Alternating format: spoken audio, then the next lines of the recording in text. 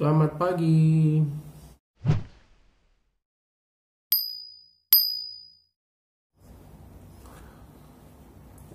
Baru sampai. Kemarin habis sampai malam nih nemenin syuting. Sebenarnya nggak nemenin ya, sekedar ketemu teman lama aja. Kebetulan jadi tamu di channel Kopi di Mana. Terus ternyata teman ini nanya, karena dia sendiri juga bikin konten ya di YouTube.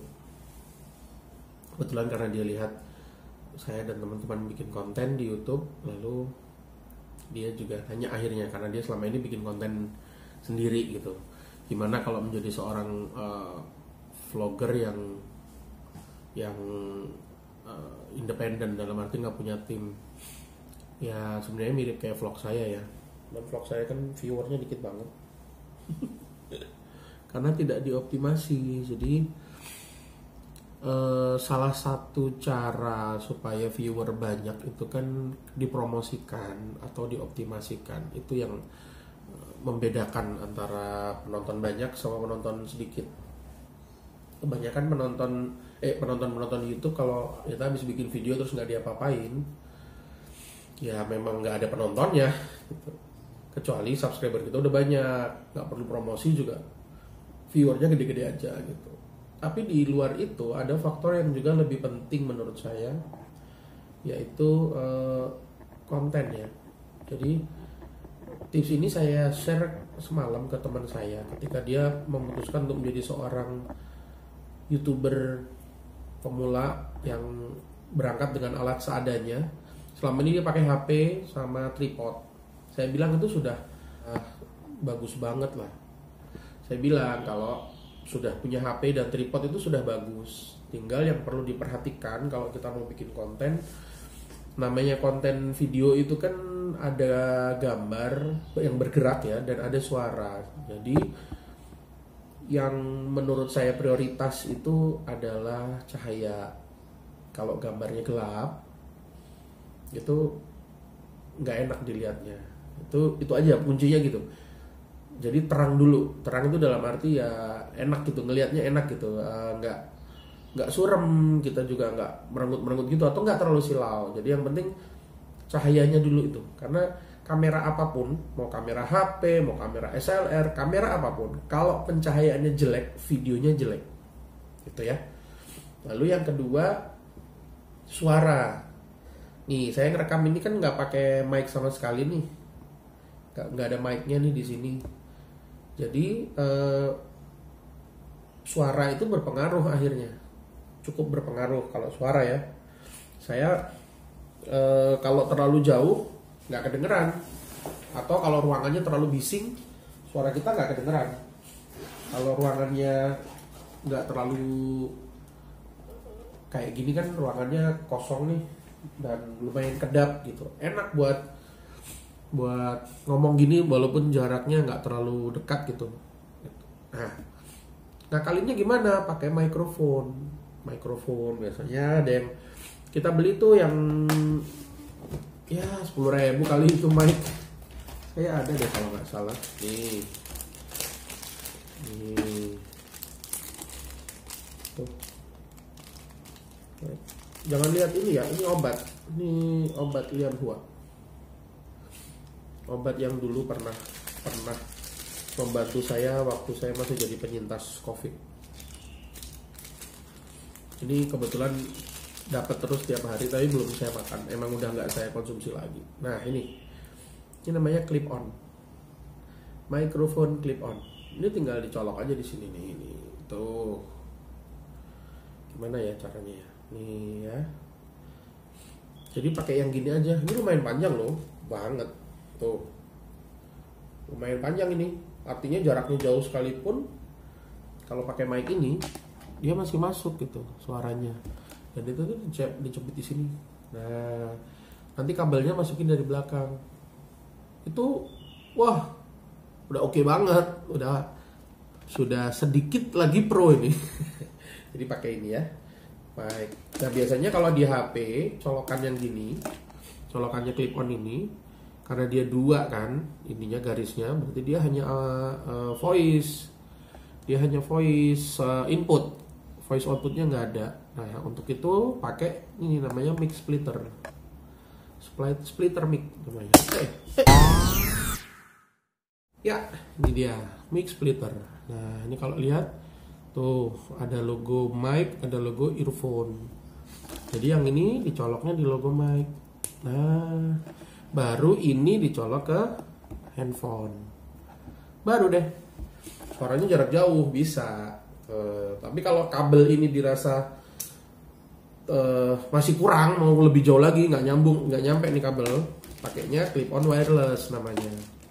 Ini murah loh, 10.000. Ini juga paling cuma 2.000 apa 3.000. Ini murah banget. Ya, kemudian bisa juga pakai tadi clip on wireless. Ada beberapa merek yang cukup favorit itu, kalau nggak Rode, Saramonic. Istimewanya adalah kalau Rode clear banget suaranya, jernih banget, enak gitu. Bahkan mungkin menurut saya terlalu sensitif, karena pas kita coba naruh Rode di sini ya, di dalam, itu gesek-gesek dikit aja dia langsung berasa gitu. Jadi kalau badan kita goyang, bajunya kegesek, sek itu bunyi gitu. Nah itu saking sensitifnya. Tapi dia fokus di kita, artinya ada kendaraan lewat pun weng gitu ya, cuman kecil aja gitu. Emang mahal ya, harganya 3 jutaan kalau nggak salah. Ada di bawahnya Saramonic juga sama, itu bagus. Nah enaknya Saramonic, kita kalau beli langsung dapat 2 mic wireless, dapat 2 mikrofon, jadi satu untuk kita, satu untuk tamu kita. Kalau Rode cuma satu, harganya hampir 2 kali lipat dari harganya hampir 2 kali lipat dari Saramonic. Jadi harga Saramonic itu setengahnya Rode, itu lebih. Tapi bagus juga barangnya ya. Terus habis mic apalagi, sebelum editing, kalau kita mau bikin konten, tentu kita harus perhatikan faktor keindahan di dalam frame-nya. Jadi estetika di dalam frame. Ini kayak sekarang ya, saya pakai background ini kan kosongan, ini papan asal gitu, boleh aja asal, yang penting tetap enak dilihat. Prinsip enak dilihat itu, kalau tiba-tiba di belakang saya gambar WC gitu, kotor pula gitu kan nggak enak banget dilihat. Atau ketika kita lagi syuting di mana, backgroundnya itu jemuran, ada pakaian dijemur gitu, atau baju-baju digantung nggak jelas gitu. Nah itu nggak enak buat dilihat. Itu yang penting itu. Jadi paling tidak kita proper dulu. Makanya biasanya kalau kita mau bikin konten formatnya podcast misalnya, itu dia akan bikin background yang lebih proper untuk dilihat, lebih enak gitu, orang lihatnya enak gitu ya.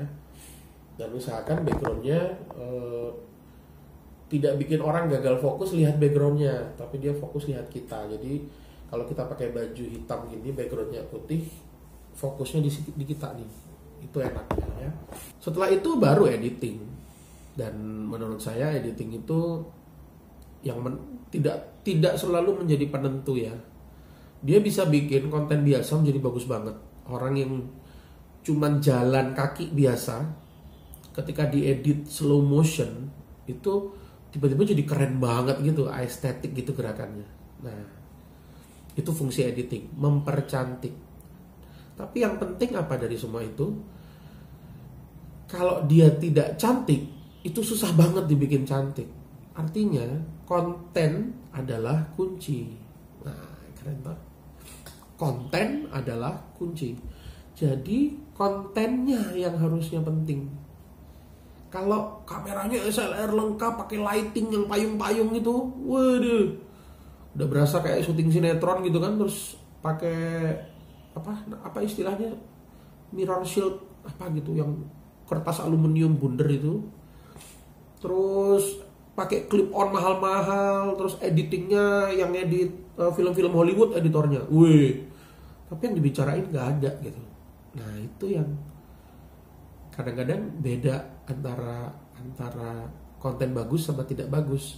Jadi konten video YouTube yang bagus ditentukan tidak semata-mata faktor editing, tidak semata-mata faktor pengambilan gambar atau productionnya, tapi kontennya itu sendiri gitu. Dia ngomongin apa, dia bahas apa. Kalau kontennya nggak penting, tidak sesuai minat penonton yang ditarget, ya susah, nggak akan bisa dinilai bagus gitu.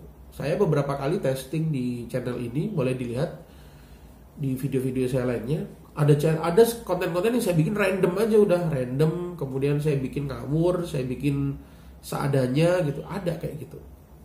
Nah, konten itu saya bikin tujuannya apa? Untuk mengetahui reaksi-reaksi dari penonton. Itu pun nggak saya optimasi loh, karena saya berpikir ilmu optimasi saya pakai untuk ngerjain projectnya klien gitu. Tapi mungkin saya akan coba di video-video yang ini ya. Cuman saya lagi pengen liar nih di konten vlog ini gitu. Jadi pengen ngomong apa aja yang saya pengen ngomong, pengen ngeliput apapun yang pengen saya liput. Itu aja dulu gitu. Nah, begitu juga kalau Anda pengen jadi YouTuber, jangan niru saya yang semaunya ngasih isi. Justru isi itu harus konsisten. Topiknya tentang apa? Kalau Anda ngomongin tentang game online, maka fokuslah di situ, game online. Anda ngomongin tentang makanan, maka bikinlah konten-konten tentang makanan. Konsisten, kuncinya konsisten. Nah, jadi itu aja. Sampai ketemu di video yang lain. Thank you.